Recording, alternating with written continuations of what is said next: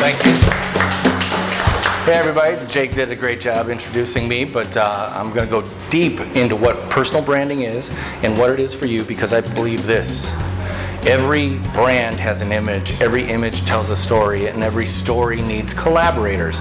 And that's what I do. I work with people and companies to develop, discover, and communicate their true brand stories. But I'm here to talk about selling the truth and discovering, crafting, and communicating your authentic story. Because personal branding is not just a buzzword for today, but it's what really effective people have been doing for a long, long time before someone came up with the title personal branding. This goes all the way back to one of my first jobs as a copywriter. I worked for a guy in Denver, and he always wore suspenders. And I asked him one day, "Why do you always wear suspenders?"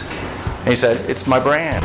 He was actively branding himself, and I think a little bit of what I think of an application way, but he was doing a better job branding than I was, because he was getting known throughout the entire city and the region, and I was laboring in the basement in obscurity.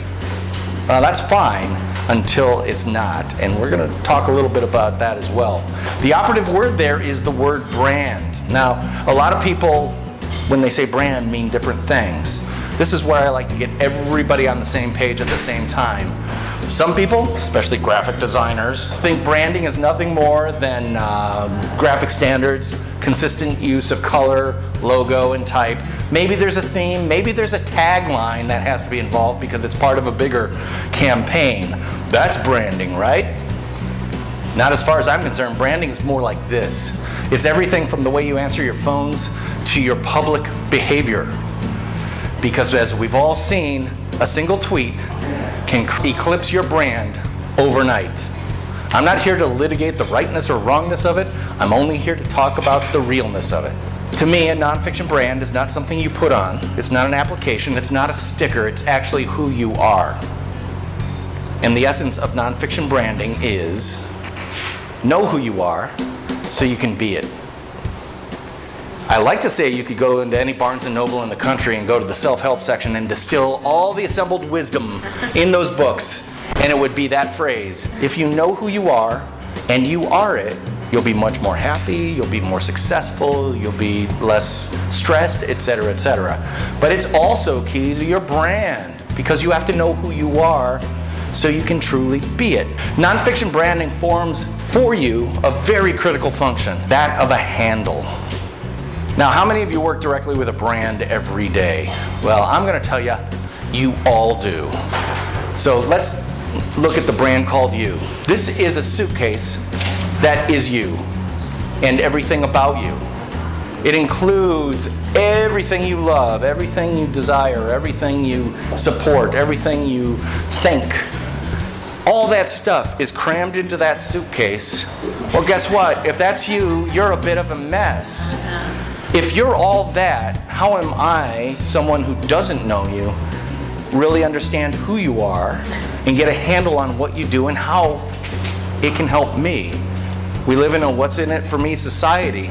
A brand should be telling you very clearly from the get-go what's in it for you. Well, the thing is, you're a mess unless you're a brand. Have you ever tried to pick up a suitcase without a handle? One that's one of those big things? Really unwieldy. But the second it has that handle, it's very easy, not only to pick up, but to pass along. Because, again, if I'm creating a brand that makes it easy for you to understand me, I have now given you a handle so you can pass me along to somebody else. So who's that person? What are they about? Well, actually, they're really blank, blank, blank. Cool. As opposed to, well, they have puppies, but they have a cat that's kind of old and has arthritis, and they're blah, blah, blah. Branding is about first dates that lead to marriages, rather than first dates that lead to not ever dating again, because it's too much information too fast. Every brand has to have a handle. My question to you is it too much to call them brandles? No. Why don't we give it a TM too, because that makes it official. TMs make everything official and marketable and defendable and DPable. DP loves the TMs. That's all I'm saying. Every brand needs to have a brandle. And I want to tell you a story about Brandles in action. I call this knowing and showing your true story. Anybody know her? She's in town. Teresa Durst-Hoffel. She's great. I love her. Why? Because she realized something really important about her and what she does for business. She does realty. She's a real estate agent. But she wants to be more than that. So she contacted me and we worked together on getting her out of that commodity box. Here's the problem. Teresa felt that she was, and I believe this too, as a realtor, she was in a barrel called realtors, and she was as good as the worst one and as bad as the best one, or vice versa. Do you see what I mean? If you are a realtor, you are one of a commodity. And the worst thing you can be is a commodity, because what sells by the pound? What sells by the inch? What sells by the gram? Commodities. What sells at a premium? Brands. If you're a realtor and your value proposition to the people you work with is nothing better than her or him down the street who has a bus bench right across the street from yours, you're just a commodity. Well, Teresa didn't want to be that, and we started talking, we started working through my nonfiction branding process, and she said something that made me go, whoa, are you kidding me? We're talking about how she got into real estate. She talks me through her kind of career path, and she starts by saying, I started out as a journeyman union carpenter. What? Well, we talked about it, and I said, when do you typically tell the people you're working with trying to find a home that you started your career as a journeyman union carpenter? And she said, well, you know, we're driving around, we're looking at homes, we're talking about school districts, we're doing all that stuff, and occasionally they'll say, so how did you get into real estate? And I'll maybe mention it. And I said, wait a minute. That is called the lead. Any of you go to journalism school?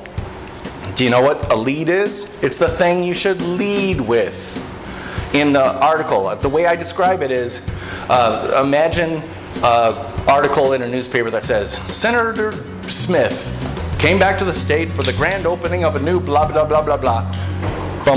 5, 6 inches later, you read, Senator Smith is under investigation by the FBI.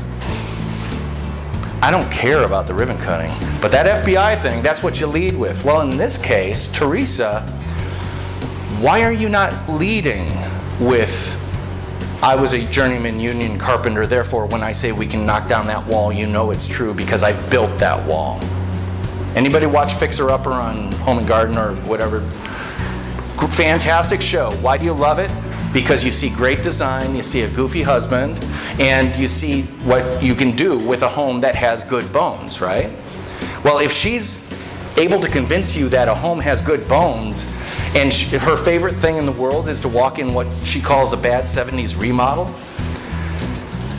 one of the key things about her brand is she wants to be the realtor for architecturally significant homes. Huh, that's a little bit different than someone who wants to put you in a box that is in a farm field or what was a farm field last week. All of a sudden she's looking at a house and saying, don't look at the exterior, don't look at the foliage out front or the huge weeds, don't look at any of that, don't look at the carpeting, don't look at the popcorn ceiling, don't look at that. Look at this through my eyes, which is we're walking into a house that can look like Don Draper just set down his martini if we strip all this crap out and renovate. And by the way, you can trust me. Why? Because you know I am a journeyman carpenter. She's now not a realtor. She is your matchmaker to the home you want to have. And not only that, part of her brand is she wants to match the home to the right family that deserves it. It's not just, oh, we'll take that, we'll scrape it. We'll take it, we'll bring it back to its 1955 glory. It's going to become a showplace for this entire neighborhood, and it's going to actually drive people to have them come to our neighborhood because they want to see this vintage 1955 design home. Teresa, she's not a realtor. She's a carpenter, she's a designer, she's a project manager, and she's a matchmaker. All of a sudden, Teresa is not a realtor, she's a brand. We work together, and the stuff that I do is put it into words, because I believe words are the foundation for everything. Even though we live in an increasingly visual world, it's all based on a platform of words. These words define her brand in a way that now makes it shareable, hand-offable to anyone she hires subsequently. Teresa is not a commodity. She's a matchmaker, and based on who she wants to be down the road, if Teresa becomes the Martha Stewart of architecturally significant homes in the Dane County region, I would not be surprised. You got to see it to be it. This is how she sees it and bees it. So now all of a sudden she has a brand that enables her to, when she meets with someone as a potential hire, say, are you going to help build this brand? Are you going to add to it? Are you appropriate for it? If not, the answer might be, no, not for us. I'm not looking for someone who might be able to do this. I'm looking for someone who can take us to the next level. That's how you get better. You know the old stories, A's hire B's, B's hire C's? How about A's hire A pluses? This can allow you to do that, and that's how a good brand foundation can give you that. By the way, matchmaker for her, that's a little bit of Teresa's brandle. In other words, if she writes a letter to someone and the word matchmaker does not appear in it somewhere appropriately, and I see it, hey Teresa, I noticed that you weren't supporting your brand by continually hammering home the key benefit of working with you, which is that I am a matchmaker. I'm not just someone who finds a house for a transaction. I'm a matchmaker who finds you the marriage that you want to have as a family with your home. Houses are sold, homes are married. Sometimes the marriage isn't that good, but I'm not here to litigate that. The fact is, you are a brand whether you like it or not. And let me tell you, I'm old enough. I'm older significantly than some of us in the room, and I will tell you that laboring in the back without a brand is not your friend. Because one of these days you're going to get hit in the forehead with a baseball bat that says you're too expensive, you're too experienced, and therefore you're expendable. Brands are not expendable, they're irreplaceable. Well, here's the thing, you got to start acting like a brand. How?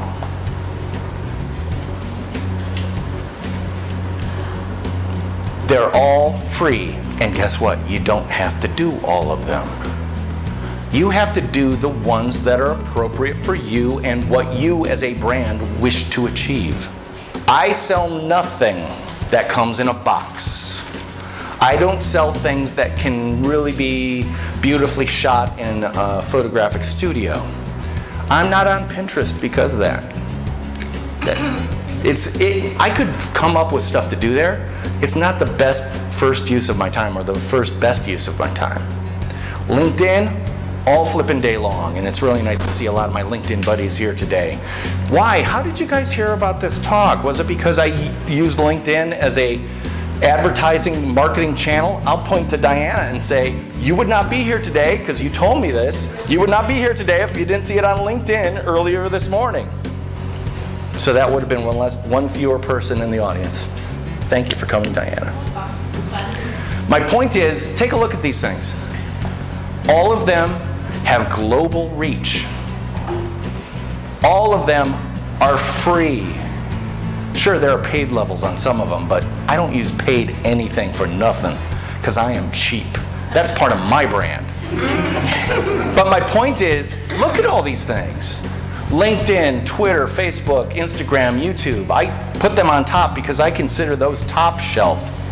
Down at the bottom, a little bit harder. You know, doing a podcast is not for everybody. Getting on Snapchat, yeah, if you're 13, 14, absolutely. But my point is, you don't have to do all of it, but you should be doing some of it. And the real question you have to ask yourself is, are you a 90, a 9, or a 1?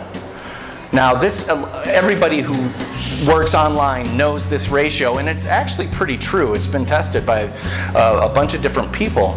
90% of the people online are strict lurkers. They do nothing except consume content. 9% are likers. Hey, I like that. That's cool. I like it. 1% creates. Now, I don't know about you, but I got enough of an ego to say that, out of those 3 categories, I know which one I want to be in. So the question becomes, social media math, do you understand that 90 is less than 9 is less than 1? And here's the thing, I mean, if that ratio holds true, just liking something once a week makes you better than 90% of the people on the face of the earth who use social media. Do you think you can do that? Yeah.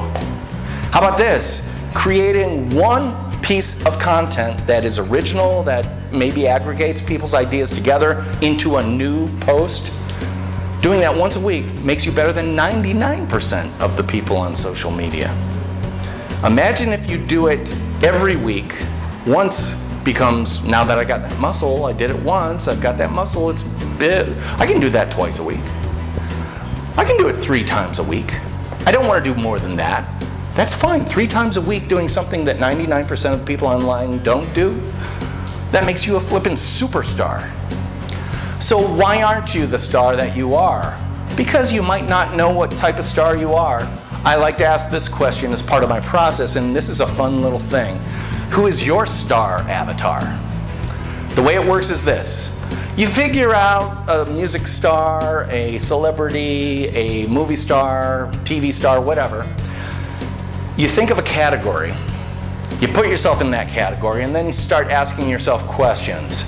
Am I like Stephen Colbert? Am I more like Jimmy Kimmel and Jimmy Fallon or Samantha Bee? Well, the fact is, I'm not saying this is for me, but it might apply a little bit. I'm not like Samantha Bee because she's a little too salty.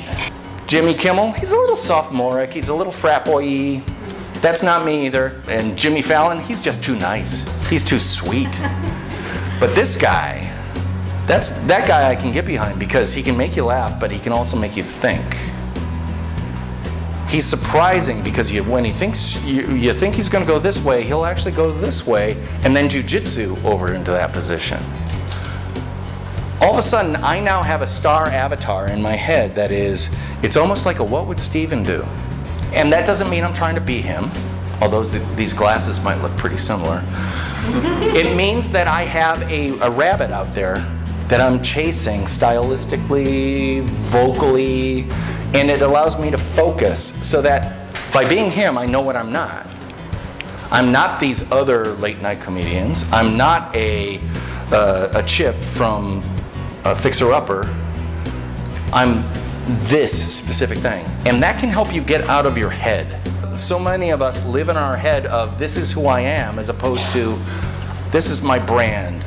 Keep in mind, a brand is a flag that you plant about 50 yards in front of you and you constantly work toward, and it constantly moves with you. It's the thing, it's the way that you know you're going north instead of south, east or west. You'll never ever achieve the perfect version of you, but you're constantly working to perfect yourself and present yourself effectively as a brand. Step 1, so a lot of you probably have done this. I know my LinkedIn friends already have, but you'd be surprised how many people haven't. Step 1 is one step, and it happens here. What's that logo? LinkedIn. LinkedIn, absolutely. I was at Social Media Marketing World in February, and Guy Kawasaki, who's a pretty well-known guy in social media circles, he, as part of his talk, says that he's always asked, what's the next great social media platform? His answer is, it's already here and it's called LinkedIn.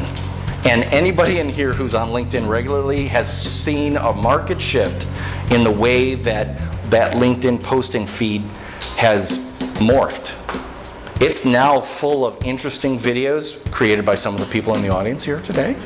It's full of interesting how-to tips from other people in the audience, and it's being embraced not only as a place where you put your resume, but a place where you build your flock, where you build your tribe, where you build your community. Well, guess what? LinkedIn, if you've got your profile, you'll recognize these little things. They tell you how good your profile is based on how much you filled it out. Well, the goal here is to get there in the coveted all-star position right here. They don't necessarily tell you how to do that very easily. So the goal right there, oh, the other thing is, see this gap up here? You'll never fill it. because it's part of the gamification that they do to make you think that you always have to do more on LinkedIn. And it's actually a smart technique, smart tool. Here are 8 steps so you can get that LinkedIn All-Star profile. If you don't have it, now would be an appropriate time to pull out your phone and take a photo of this list and take that, because it's so easy to do. And if you do it, your searchability goes through the roof. If someone's looking for a realtor, Madison, Wisconsin, and those are the search terms, if you don't have those in your profile and that's what you do, you're missing out on an opportunity to get in front of people. Another one is get your @ together. Your @ sign, your @ tag, your @ profile. This was me circa 3 years ago. On one place I was Canoe 10, on another one I was DP Canoe 10, spelled not correctly, not my name. I'm a collaborator, ha ha ha. I was dog_pony, and I was self-loathing copywriter. You don't need to go into that in too much depth, but my point is, if you were searching for D.P or DP Knuten spelled correctly, Knudten, I would not come up.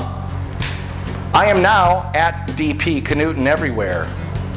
You can search me at any time and all the blather I put out there will come up. Are you, and this is a rhetorical question, do you have multiple logins for various accounts, and are you not getting the benefit of all the posting you're doing on those accounts? Or are they reconciled to one? It's so important that you'll notice at the bottom of every slide, I've got my @DP Knuten down there to make it easy for you to find me.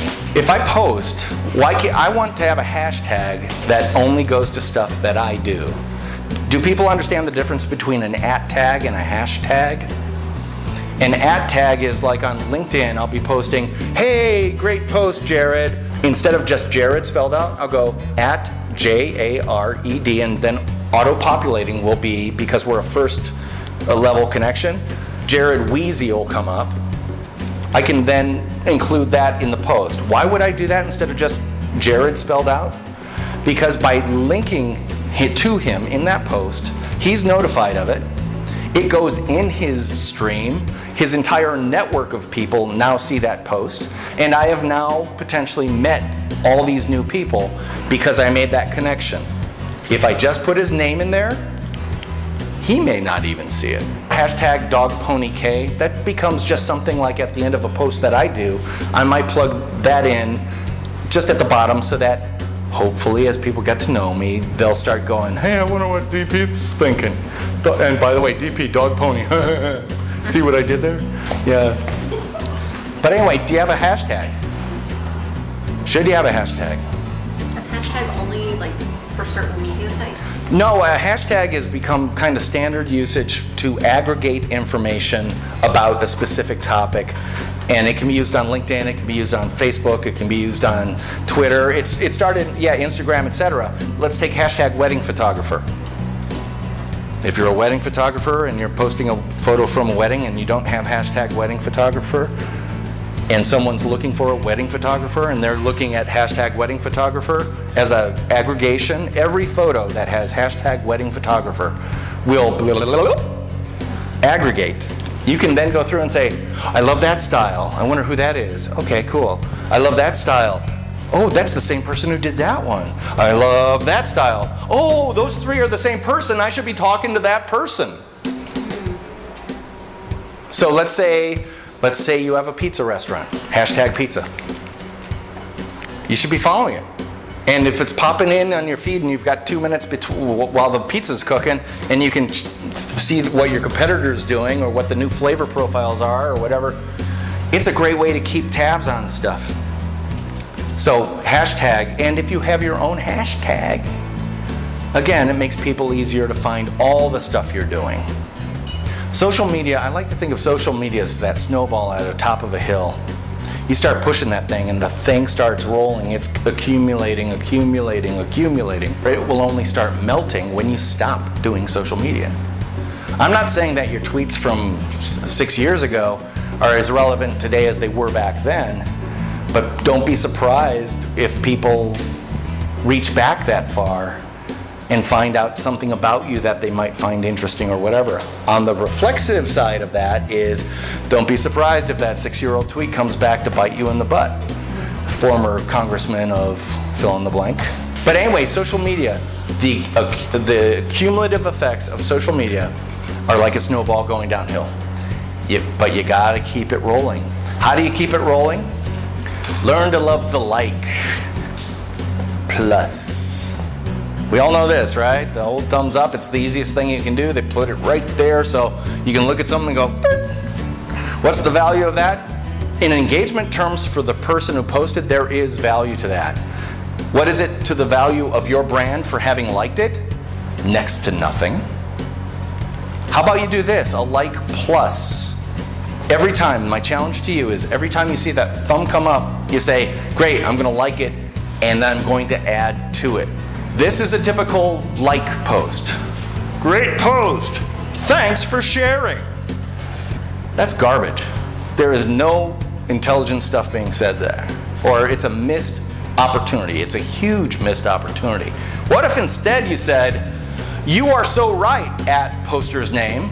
Have you heard of Trello? It's a great free productivity tool I use to stay on track. Love its file card style. Now this is assuming that the person posted about productivity tools or something like that. But it's a way of saying, I read what you were saying, I liked what you were saying, have you seen this, which might be valuable to you? And I'm making myself a more valuable member of your tribe. Whenever that like thing comes up, it offers you the opportunity to comment, add that comment to the like. So that's hence the like plus. Always look for that plus. But always look for this too, which is the plus plus. Someone posts, I have a problem. And it could be, oh, our basement flooded. They may not say, I have a problem. But people are posting all the time, our basement flooded. Oh my God, I can't believe how many family heirlooms we lost. What if you said, I know someone who could help you with this. Do you know so-and-so? She's fantastic at this kind of thing. Would you like an introduction? Who owes me a favor if I do that? Both people. You're helping solve my problem. You're helping serve someone else at the same time. Do you see the love that's in that? The previous, I have the same problem is, I don't care, dude. What's in it for me? As opposed to, I know someone who could help you. Hey, you're a knowledgeable person who has a resource I might be able to use. You have value to me. Do you know so-and-so? Actually, I've heard her name several times. You know them? That's an endorsement. Because you're feeling free to endorse them, I now look at you as an endorsing authority. Accent, underline the word authority. You are now an authority. She's fantastic at this kind of thing. Would you like an introduction? Meaning, I'm not going to force this to happen. I'm not just passing a business card along. I'm asking to engage in a way that allows me to say, hey, person, this person could maybe use what you do. I want to help you guys meet each other. If you have any questions, you can ask me, or you can ask me. Compare the value. This is worth nothing. This is worth, could be priceless, because what if this person now hires the referral person to do that job? Are you specifically adding at referral like a Twitter? No, it would be like at your name. Do you know at Jen Rudis? But you would use the at. The at. And that's important because in a lot of applications or apps, the at signals the computer. Because when you're typing that thing, it's going back and forth between the servers in the cloud. And when it sees the at sign, it's like saying, ooh, pay attention, go to our database of users. And this, if you start typing in Andy, A-N-D, all of a sudden, you're going to see your first level connections that are named and, Yep. or whatever. And the more you put in, the more it's going to fill out. If you put too much in, all of a sudden everything disappears. It's because you misspelled something or whatever. You can always go back and refresh that and, that at sign, because that's the signal to the computer to basically say, pay attention to what I'm typing next. But then does that alert the person who you referred them to? Yes, it will go into their feeds, if assuming that they're paying attention to it.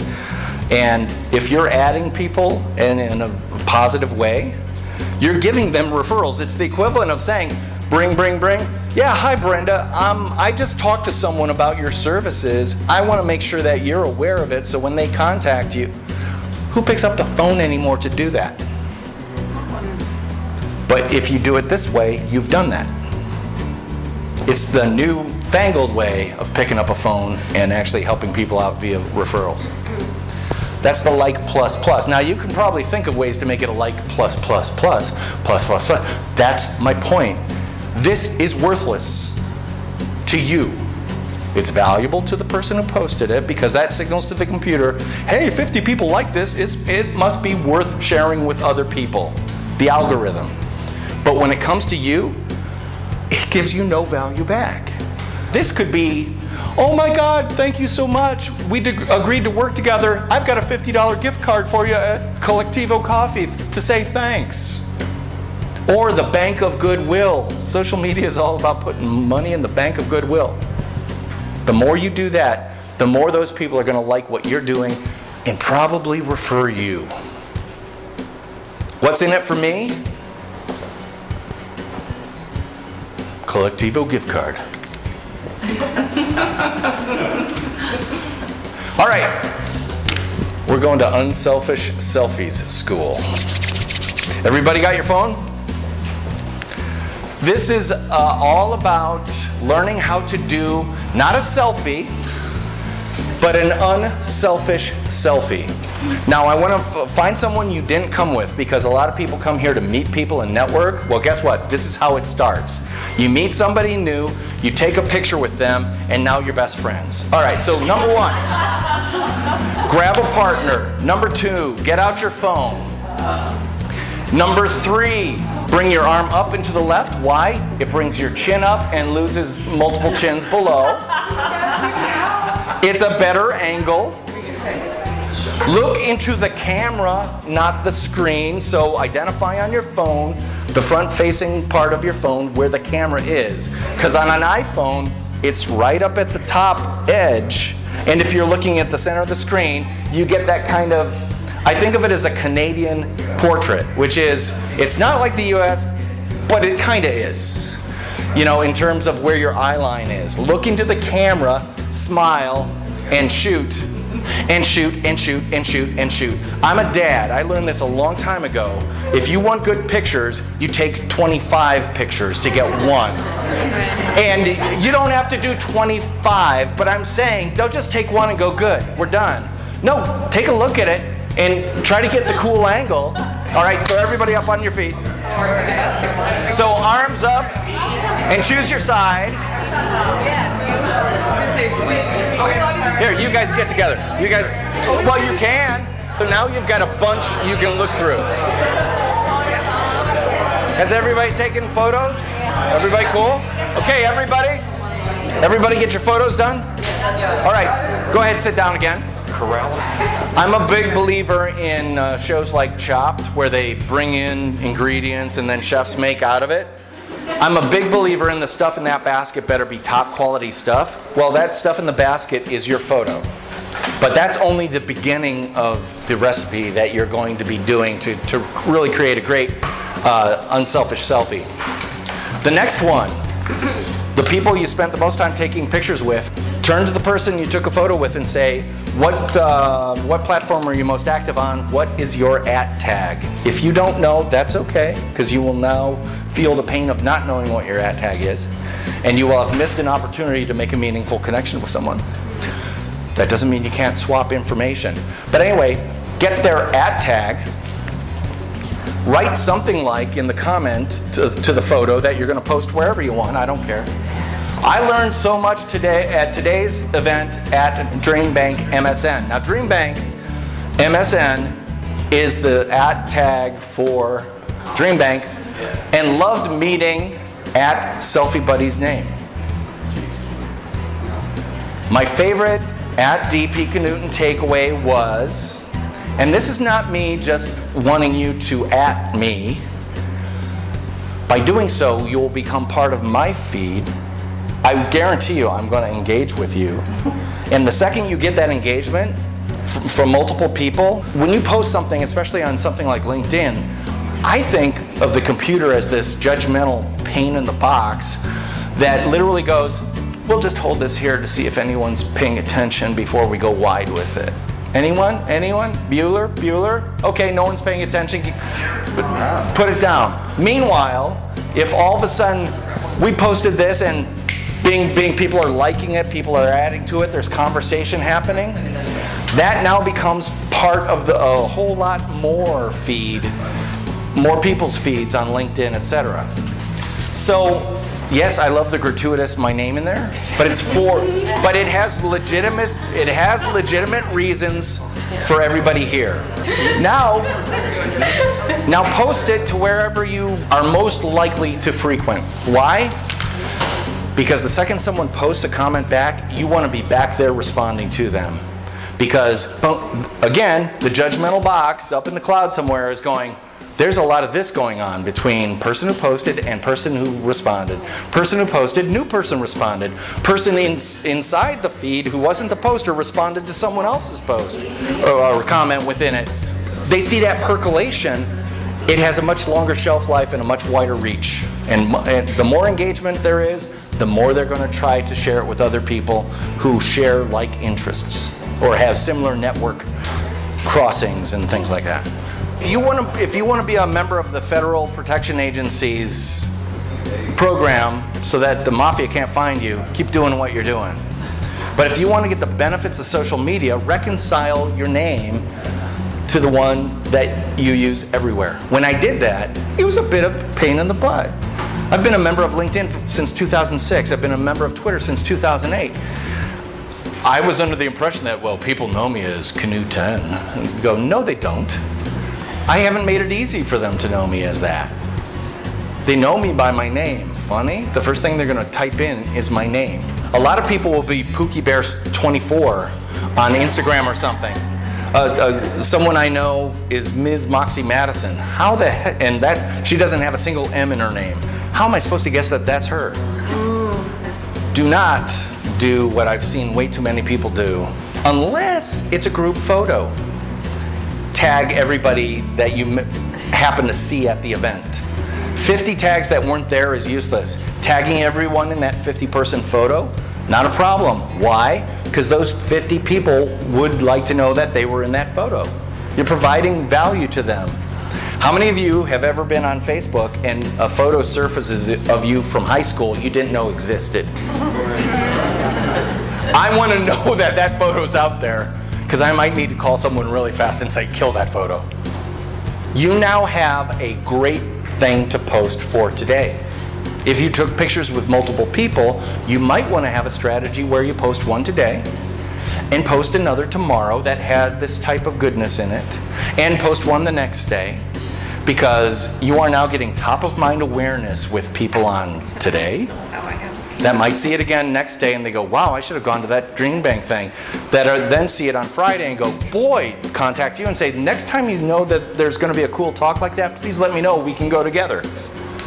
Has anybody here ever followed someone enough that is like someone you might think out of your reach, like a national celebrity or someone in your area, that you think, oh, I could never be a friend of theirs, and all of a sudden because you followed them enough and tweeted their stuff or retweeted or commented, all of a sudden they reach out to you and say, hey, thanks for the engagement, I love what you're doing, and I've checked you out on LinkedIn.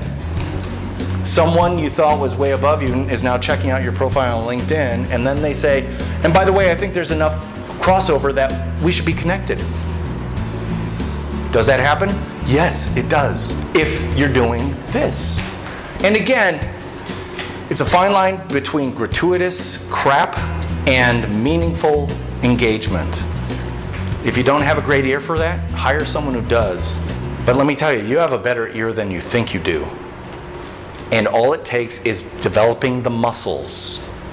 Right now, one post a week might be the most that you can or want to do. But when you start doing it, you're going to have fun doing it. And then you're going to look for opportunities to do it. And by the way, one of the things you should understand is everybody wants to know and treasures the photos you take of them that they are included in. That is never a waste of time to share that type of content. Yeah, we're getting close to time, so I want to give you some homework.